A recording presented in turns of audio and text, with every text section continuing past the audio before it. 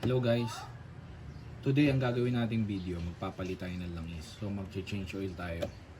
Ang sasakyan natin Kia Carens 2008 model. So ang nakalagay sa manual niya 530 yung viscosity ng langis na dapat niyang gamitin. So synthetic siya, fully synthetic. So ang gagamitin natin SICK. Maganda yung review, maganda yung feedback. Made in Korea ang SICK. So siya yung gagamitin natin dito sa Kia Carens natin. So ngayon hindi tayo magpapalit ng oil filter kasi nagpalit ako niyan 2 months ago. So iaakit kasi natin siya ng Baguio.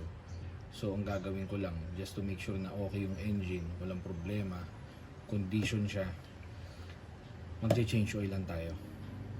Kapapalit lang natin ng drive chain, drive belt, tsaka timing belt. So naglinis na rin tayo ng turbo. So yan, magpapalit tayo ngayon. Tuturo ko sa inyo kung paano mag-change oil. So punta tayo sa ilalim. So nandoon na rin, nakahanda na rin yung oil pan natin doon. So andito tayo sa ilalim.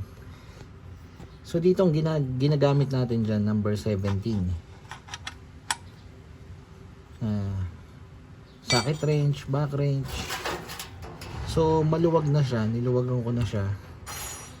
So ang pinaka best na pag-change oil kapag malamig yung engine, para hindi ma-lost thread yung thread niyan, lalo na pag naghihigpit ka. Higpit pulso lang naman yan kasi may washer naman yan para mag-fit, nakalock. So ayan, yun yung oil natin.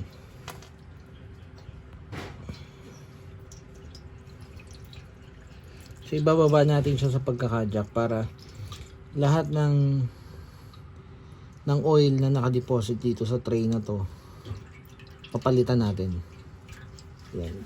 So sa Kia Carens, pag hindi mo kayang tanggalin yung filter sa taas, kung wala kang pantanggal, dito yan, okay din yan kung meron kang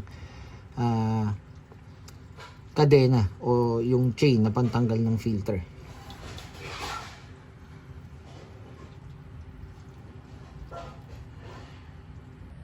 So ito yung oil na pinagpalitan natin.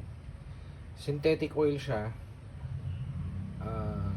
Pero 3,000 kilometer. So itim na siya. Anyway, may additives pa yan na Pertua. SICK. Ito yung gagamitin natin.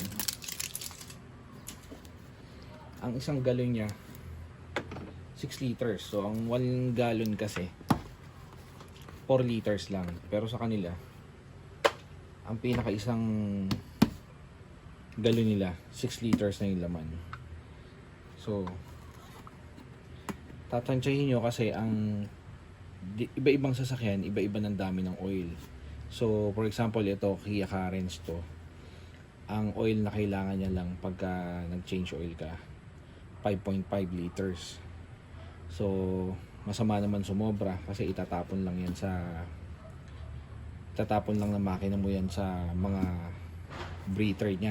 So magiging oily lang masyado yung makina mo. So salin natin siya. Yung pag-check niya naman, check nyo na lang dito sa dipstick.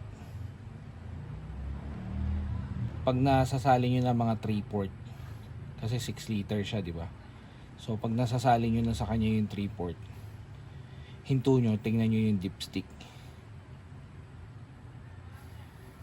Sa mga Korean car, Hyundai, Kia, kasi isang company lang naman silang yun, ang hinihingi talaga ng sasakyan nilang requirements is fully synthetic.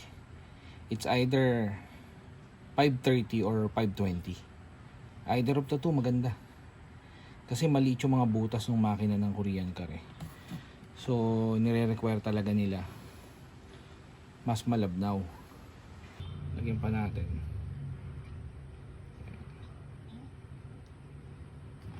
So to mga almost kulang 1 liter yung natitira. So check natin sa lipstick.